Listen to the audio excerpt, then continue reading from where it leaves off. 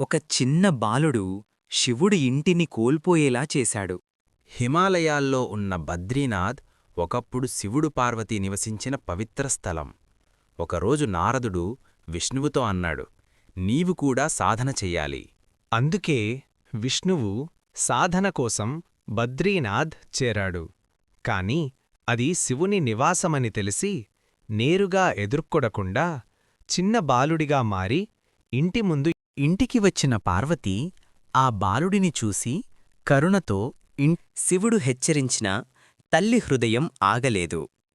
కొద్దిసేపటికి శివుడు పార్వతీ స్నానానికి వెళ్ళి తిరిగి వచ్చేసరికి ఇంటి తలుపులు లోపలనుంచే మూసి ఉండాయి. శివుడు అర్థం చేసుకున్నాడు, ఇది నారాయణుని లీల. ఆగ్రహించకుండా పార్వతి ప్రేమను గౌరవించి శివుడు తన ఇంటిని వదిలి వేరే చోటుకు వెళ్లాలని నిర్ణయించాడు. అలా శివుడు, పార్వతీ కేదారనాథులో స్థిరపడ్డారు.